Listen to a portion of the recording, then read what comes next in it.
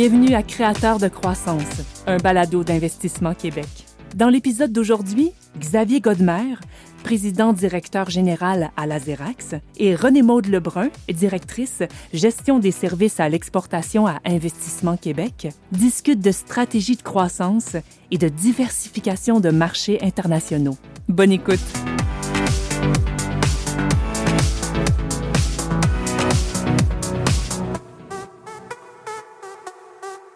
Bonjour Xavier. Bonjour René-Maude, ça va bien? Ça va super bien, merci et toi? Oui. Je suis vraiment contente que tu aies accepté de venir nous parler de l'histoire de croissance de l'entreprise Lazerax. Est-ce que tu peux nous parler déjà un peu de l'entreprise? Oui, Lazerax, c'est une entreprise qui a été fondée en 2010, qui a pour but en fait de commercialiser des solutions laser industrielles, principalement dans le secteur automobile. Fait qu'on va faire en fait des machines qui vont aller sur les lignes de production puis qui vont permettre de fabriquer plein de pièces différentes, des batteries, des freins, des moteurs électriques, par exemple. Puis on a la chance, en fait, d'avoir vécu à travers ça la commercialisation à l'international dans plus de 20 pays. Puis comment ça a commencé tout ça, l'international, pour Lazerax? Notre histoire a commencé au Québec, en fait. On est bien fiers de ça. En 2015-2016, on a les alumineries du Québec qui nous ont approchés, en fait, Rio Tinto, Aluminerie Alouette, Alcoa, qui regardaient pour une solution pour identifier les lingots d'aluminium, non pas avec de l'encre ou avec des étiquettes papier, mais ils voulaient faire la transition vers le laser pour avoir une meilleure traçabilité, un peu comme on a eu là dans l'industrie pharmaceutique puis dans l'industrie alimentaire. Fait qu'on voulait faire le switch dans cette industrie-là. Fait qu'on a développé la technologie en partenariat avec le feedback en fait de ces gros donneurs d'ordre-là qui étaient établis majoritairement au Québec. On a fait les premières ventes au Québec, les premières installations au Québec. On a donné tout ce qu'on avait à donner, ça a bien fonctionné.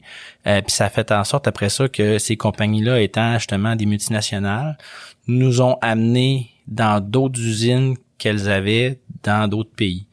Puis après quelques années, on s'est ramassé qu'on était le standard dans 7 des 7 plus gros producteurs d'aluminium de la planète, au Moyen-Orient, en Norvège, en Europe, en Amérique du Nord. On est devenu le roi d'un carré de sable, dans le fond. T'sais, on a conquis un marché qui est un petit marché en soi. C'est quelques millions de dollars de ventes par année, mais on est devenu les meilleurs là-dedans. Puis ça nous a permis de s'établir à l'international. Donc, ça a commencé avec les alumineries que vous connaissiez bien. Comment t'es passé des alumineries jusqu'au secteur automobile? En fait, d'entrée de jeu, nous, quand on s'est lancé dans les alumineries, on savait que ça allait être un marché qui allait pas nous permettre de soutenir notre croissance ad vitam aeternam. On s'était rendu compte, en fait, que c'était vraiment dans le secteur automobile où est-ce qu'on devait aller. Maintenant, ne rentre pas qui veut dans cette industrie-là. On était à l'époque peut-être 10, 15 employés. Il y a beaucoup de barrières à l'entrée. L'automobile, c'est d'abord avant tout une gestion de risque au niveau des fournisseurs. Donc, notre idée à nous, ça a été justement de conquérir les alumineries puis de suivre le lingot d'aluminium. Un des plus gros clients, en fait, des alumineries, c'est l'industrie automobile qui achète l'aluminium, qui achète l'acier pour fabriquer des voitures. On a suivi ça. La façon de faire, ça a été, après ça, bien entendu, de travailler avec les alumineries en réglant leurs problèmes à eux. Ils étaient très enclins à parler de nous à leurs fournisseurs clés, donc des gens de l'industrie automobile, de notre solution, parce qu'il y avait les mêmes enjeux de traçabilité, en fait. Fait qu'on s'est servi du Québec, qu'on s'est servi après ça de notre petite expansion internationale pour créer des brèches pour rentrer dans le secteur automobile. C'est sûr qu'initialement, on a ciblé peut-être pas stratégiquement, mais ce qui a fonctionné, ça a été les early adopters. Fait que c'est un principe qui est connu dans le monde des affaires. Il y a des clients qui sont très friands de nouvelles technologies, qui se vantent d'être les premiers à essayer des choses. C'était eux qui étaient aptes à prendre un risque avec nous, en fait. Puis plus ça allait, plus on arrivait à conquérir de ces compagnies-là, plus on a été capable d'adresser par la suite, je vous dirais, les late adopters ou les compagnies qui avaient besoin de voir qu'on avait des références puis qui voulaient pas être les premières à acheter nos technologies. Puis est-ce que tu as commencé à recevoir beaucoup de demandes variées, diversifiées? Comment tu as fait pour prioriser les marchés ou pour établir une stratégie? Merci pour la question, René-Maude. C'est une excellente question. Je pense que beaucoup d'entrepreneurs font face à ça. Aujourd'hui, tu trouves un site web, tu investis dans le SEO, le Search Engine Optimization, puis là, tu te mets à avoir des leads qui viennent de partout dans le monde. Mais il y a une différence entre partir à la conquête de la planète ou partir à la conquête d'un pays, surtout quand t'es petit. Fait que dans notre cas à nous, l'idée c'était initialement de regarder où est-ce que l'industrie se situe, puis après ça de faire des choix. Fait que nous chez Lazerax, on a fait le choix, ça fait plusieurs années en fait, que l'Amérique du Nord, l'Allemagne et le Japon, c'était les 3 territoires où est-ce qu'on voulait vraiment mettre un effort soutenu de commercialisation en direct. Et pourquoi ces trois-là? Parce que on regarde où sont les OEM automobiles, tu sais, les Ford, les Stellantis, les GM, les Tesla sont en Amérique du Nord. Après ça, en Allemagne, tu as Volkswagen, BMW, Daimler. Au Japon, on les connaît, là, Toyota, Honda, Mazda, puis Nissan. Donc, stratégiquement, on s'est dit, on peut pas être partout, mais on va focusser nos efforts en direct sur ces marchés-là. Donc, on va avoir une stratégie beaucoup plus aiguisée, on va investir beaucoup plus d'argent. Dans notre cas à nous, il fallait quand même être présent dans d'autres pays parce que Honda, ils ont des usines au Canada, puis BMW en ont, je peux me tromper de pays, mais au Mexique ou dans d'autres endroits. Les compagnies, c'est des compagnies globales qui sont pas juste en Allemagne ou pas juste aux États-Unis. Fait qu'on se devait quand même d'avoir une présence en Italie, dans des pays scandinaves, un peu partout dans le monde. Fait que c'est là qu'on a mis une structure hybride, en fait, de force de vente directe et indirecte. Donc, nous, en Allemagne, aux États-Unis et en fait, au Japon, je pourrais en parler tout à l'heure, là, c'est un modèle un peu différent, mais on a mis des modèles très, très directs où on intervient avec ces clients-là. Puis, dans les autres pays, on a mis en place un réseau de distribution. Ça a quand même été long avant de trouver le bon modèle de partenaire. Puis, ultimement, on a trouvé que nous, dans notre cas, c'était des partenaires qui pouvaient faire la vente, mais aussi du service en première ligne, service technique, dans la langue locale. Puis ça nous a permis, après ça, de couvrir, je pense qu'on couvre officiellement 25 pays, mais avec un modèle qui est hybride, puis qui est adapté à notre capacité, en fait, de financer cette croissance-là qui est limitée comme dans toute entreprise. Puis finalement, vous avez décidé d'ouvrir des filiales. Donc, comment est venue cette décision importante quand même pour l'entreprise de s'établir à l'international? Ouais, faut l'assumer quand on décide de s'ouvrir des filiales. Tu sais, les marchés sont différents. Quand on est au Québec, typiquement, c'est relativement plus facile de percer le marché nord-américain, les États-Unis entre autres. Donc, en fait, on s'est rapidement ouvert une filiale aux États-Unis, mais c'était uniquement dans le but d'engager des employés américains. C'était pas dans le but d'en faire un site manufacturier ou d'offrir du service ou de faire des tests pour des clients. L'Allemagne, par contre, ça, c'était vraiment un chantier de plus grande envergure. On a essayé, bon an, mal an, là, de développer en direct à partir du Québec, de voyager là-bas puis d'essayer de percer le marché. Mais on s'est rendu compte assez rapidement, d'ailleurs en communiquant avec des gens là qui pouvaient aller, les trade commissioners ou les gens d'investissement Québec international, justement, que pour vendre en Allemagne, il faut que tu sois allemand. Et puis, de facto, quand on a ouvert notre bureau en Allemagne avec quelques employés allemands, c'est là que les commandes ont commencé à rentrer. Ça a été une aventure, en tout cas, on pourrait faire un balado juste sur ce sujet-là, là. Mais c'est ça a été une étape charnière chez Lazerax de faire ce saut-là. Puis de commencer. Il y a eu des apprentissages là-dedans aussi en le faisant, non?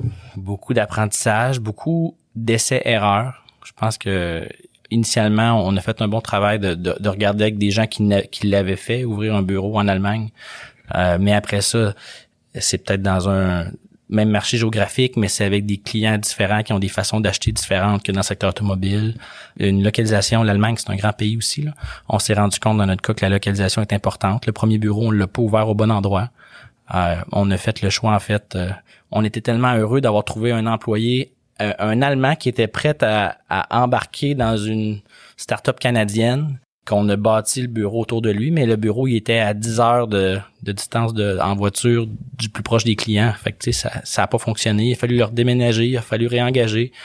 Fait que ça s'est fait un peu à la méthode entrepreneuriale de essai-erreur, fail fast, puis on apprend rapidement, puis on recommence. Puis peut-être les différences avec le Japon, par exemple, ça devait être une autre dynamique complètement. Ouais, le Japon, en fait, il y a plusieurs personnes qui nous ont dit de pas y aller parce que c'était trop compliqué. Nous, on a eu une opportunité qui s'est présentée. En fait, on a un partenaire stratégique qui s'est manifesté pour à la fois distribuer nos produits exclusivement au Japon, puis quelqu'un qui était très bien connecté dans l'industrie. Puis en plus, c'est devenu au fil du temps un actionnaire minoritaire de l'entreprise.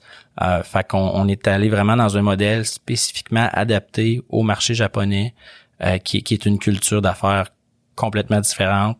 Ça va beaucoup moins rapidement, par exemple, qu'en Amérique du Nord. Il y a un côté vraiment apprendre à se connaître, que le partenaire japonais et les clients japonais vraiment comprennent ta technologie avant de l'acheter. Fait que le message derrière ça, je pense que c'est chaque pays, chaque culture est différente. Puis souvent, en tout cas, moi, j'ai vu beaucoup d'entrepreneurs qui essayaient de rentrer leur modèle ou qui partaient à la conquête du monde avec leur modèle d'affaires qui avait fonctionné, par exemple, au Québec ou aux États-Unis, où est-ce que la culture d'affaires est pratiquement la même. Mais t'as pas le choix de t'adapter, en fait, à la façon d'acheter de tes clients dans le pays où ce que tu veux être. Par rapport aux 3 marchés, là, Amérique du Nord, Japon, Allemagne, c'est le modèle d'affaires, comment il s'est adapté.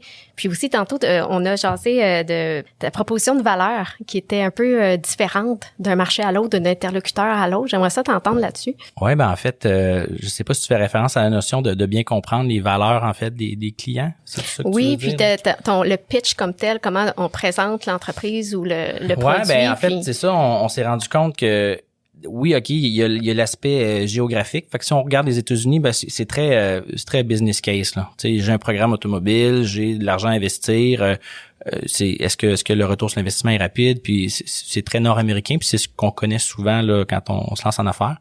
Quand on va en Allemagne, ben là on est vraiment plus au niveau les spécifications techniques. Fait que là, tu tombes dans une notion de très bien documenter ton produit, de vraiment prouver que ton produit fait ce que tu prétends qu'il va faire. Tu dois dire ce que tu fais puis faire ce que tu as dit que tu allais faire.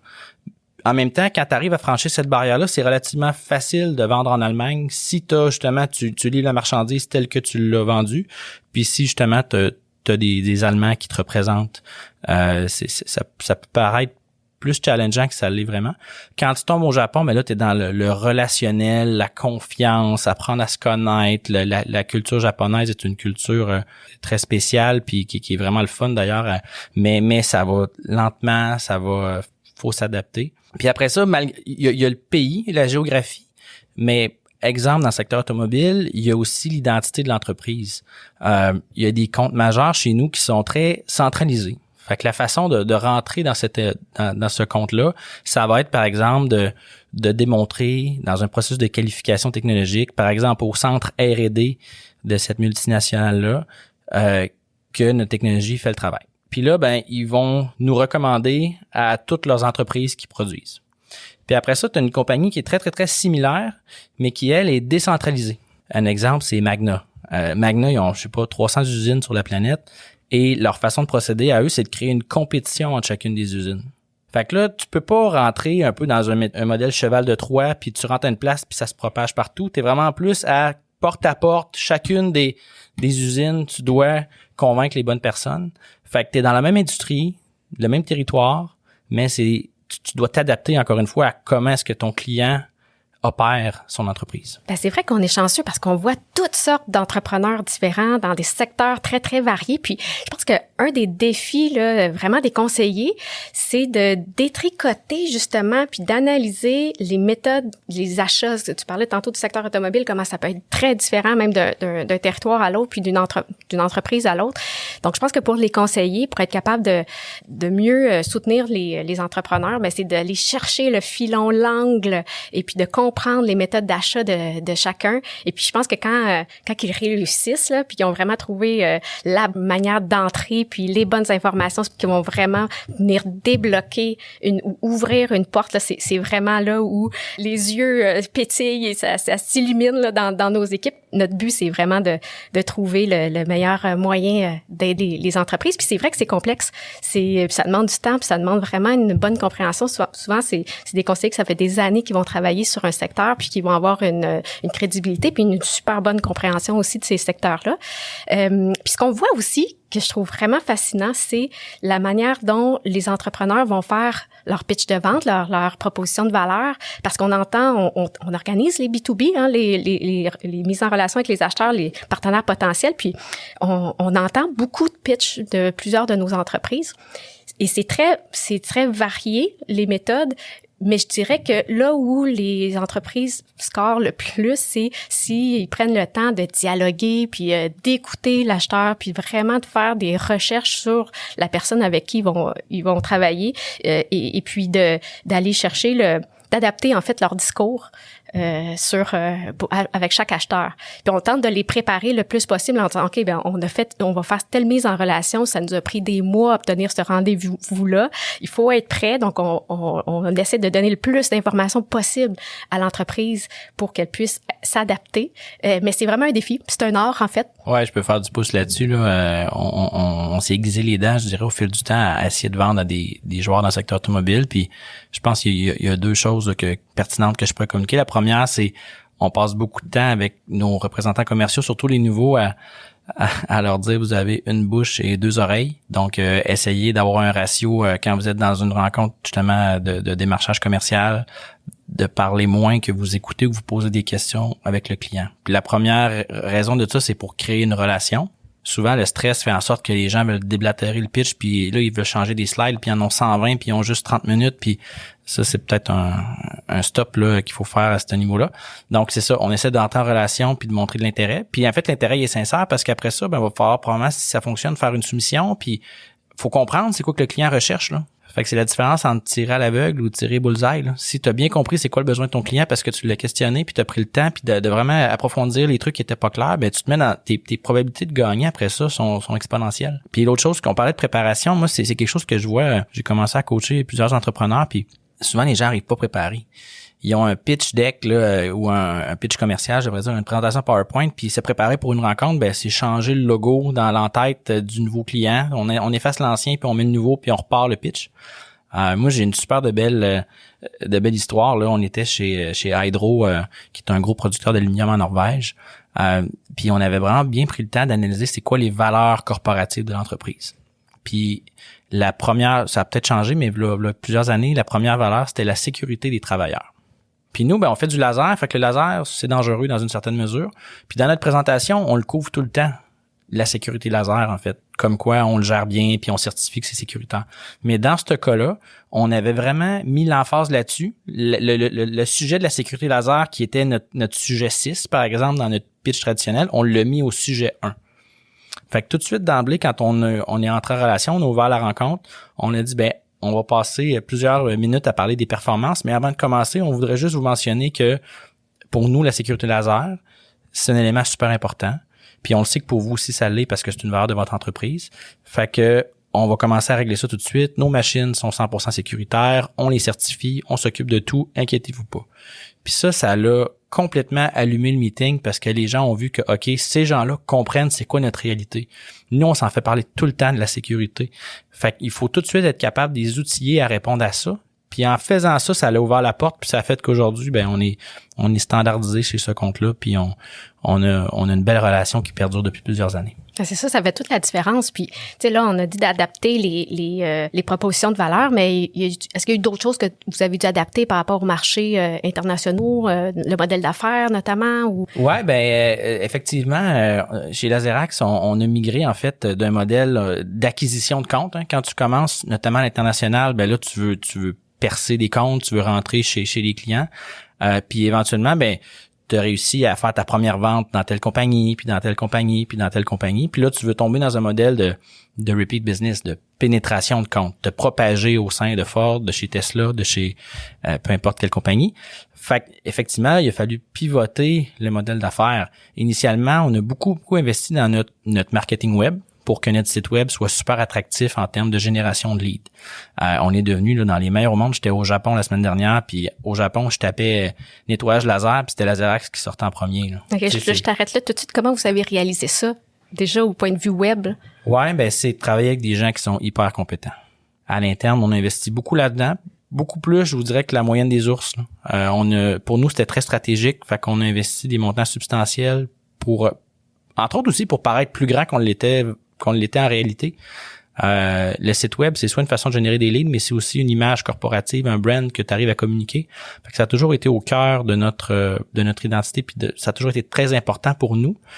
Puis après ça, ben c'est comme le bon vin qui s'affine année après année. Là. Tu sais, je veux dire, au début, on était correct, puis à un moment donné, on est devenu bon, puis à un moment donné, on est devenu excellent. Puis aujourd'hui, on est excellent, puis ça donne des résultats. C'est encore important pour nous, le site web.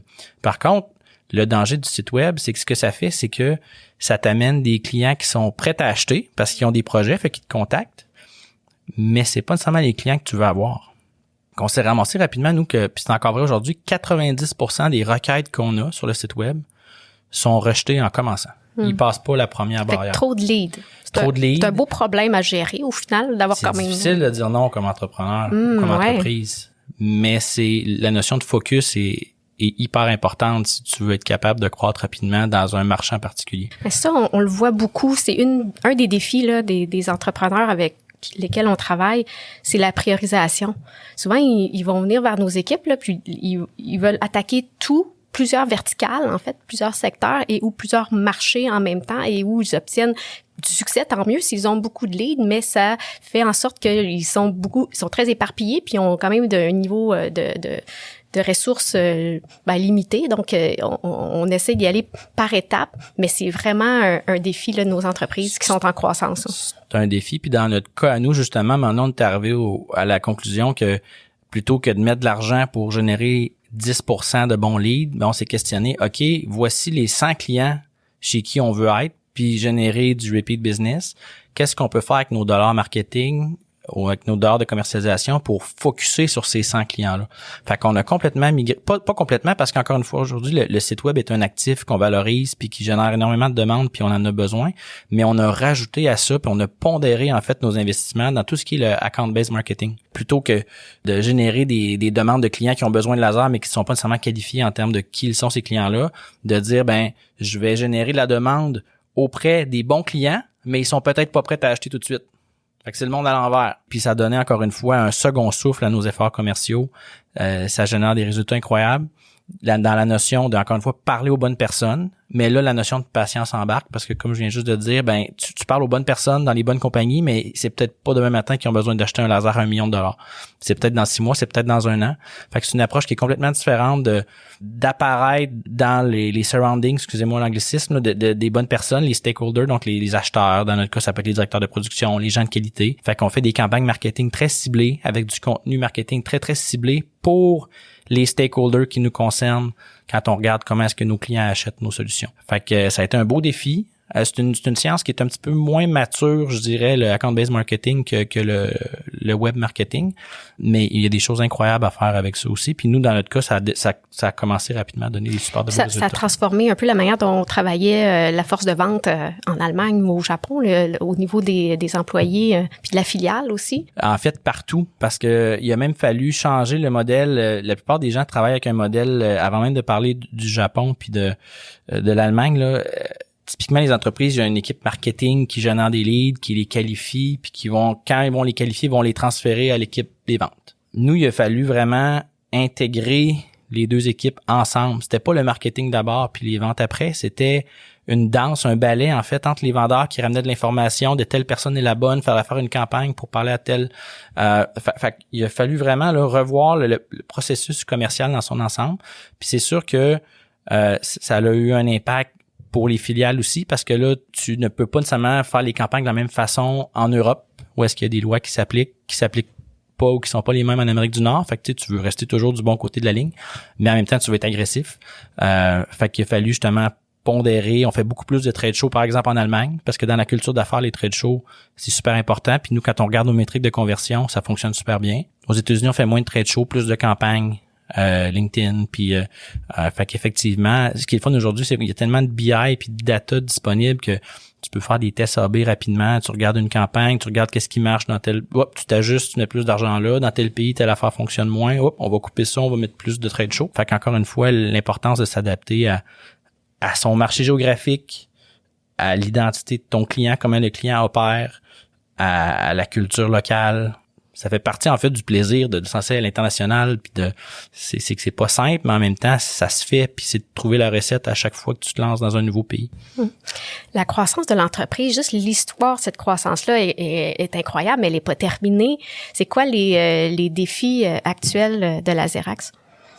Ouais, c'est une belle question. On a le vent dans le dos. Ça fait 3 ou 4 ans qu'on fait 60% d'augmentation de notre chiffre d'affaires. On est bien fiers de ça. C'est sûr que là, on tombe dans un modèle où est-ce que on migre un peu peut-être d'un modèle où on était opportuniste, puis on a saisi ce qu'on appelle les market pools, là, des clients qui nous appellent, puis pourriez-vous développer ci, puis ça, puis on a dit oui, fait que ça nous a fait grandir comme ça. Là, on tombe dans un modèle beaucoup plus stratégique. Tu sais, avoir une stratégie de croissance pour aller à 100, 200, 300 millions de chiffre d'affaires. Fait qu'on se structure différemment. Puis là, en ce moment, justement, on est dans une grosse refonte de notre plan stratégique. La question de faire des acquisitions vient sur la table, bien sûr, mais faire des acquisitions en 2023, c'est moins évident qu'avant. Là, je sais pas si vous le voyez chez vous, mais le volume, le deal flow d'acquisition a vraiment baissé. Les profits sont en baisse, puis les taux d'intérêt sont à la hausse. Fait que tu te ramasses un peu, ou souvent dans la situation où est-ce que c'est comme un peu quelqu'un qui achète un bloc appartement, mais les loyers payent pas l'hypothèque.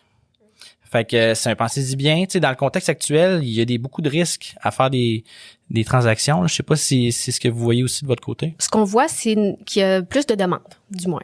Peut-être que les entrepreneurs, auparavant, osaient moins aller en implantation ou en acquisition. Ils trouvaient que leur modèle actuel faisait le travail, comme on dit, mais de moins en moins.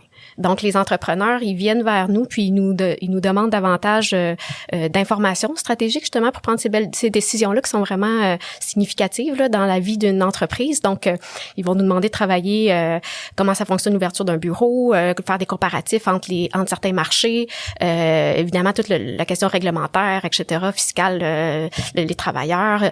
Tu sais, dans le fond, il y a les enjeux de main-d'œuvre qu'on a aujourd'hui, les enjeux aussi de chaîne d'approvisionnement, de se rapprocher de nos clients. Donc, ça vient avec la demande croissante des entreprises de connaître davantage leur environnement pour savoir s'ils doivent s'implanter ou s'ils doivent faire une acquisition.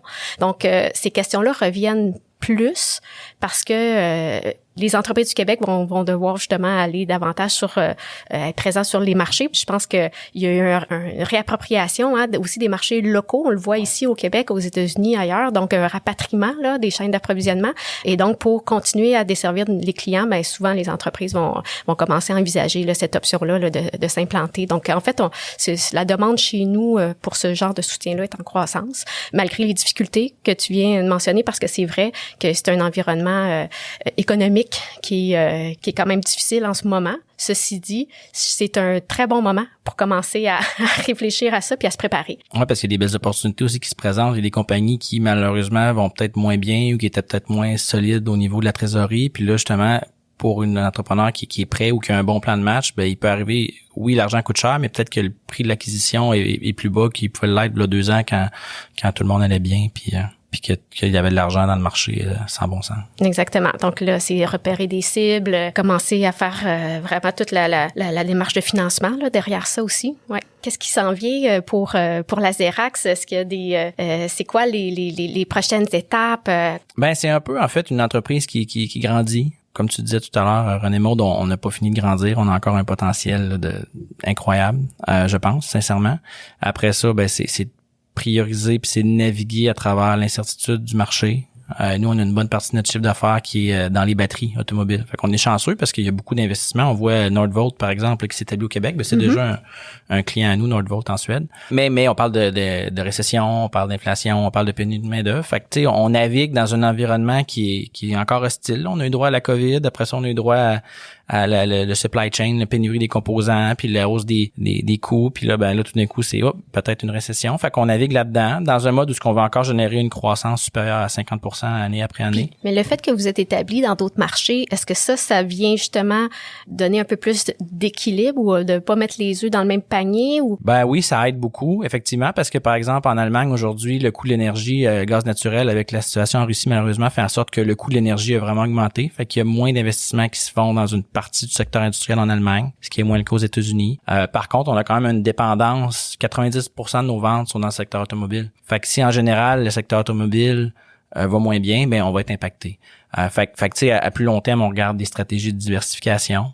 Mais encore une fois, ça veut pas dire de vendre partout, dans tous les marchés, à tous les gens qui ont besoin d'équipements laser. Là. Fait que une des questions qu'on se pose sincèrement aujourd'hui, c'est quoi notre prochain marché qui est peut-être moins en lien direct avec le secteur automobile ou la chaîne de valeur automobile. Fait que ça, c'est un des sujets d'intérêt. Encore une fois, on grandit, on franchit les étapes une à une. Moi, je crois pas à la notion de prendre l'ascenseur, puis t'es au niveau 1, puis t'essaies de monter au niveau 14 du jour au lendemain.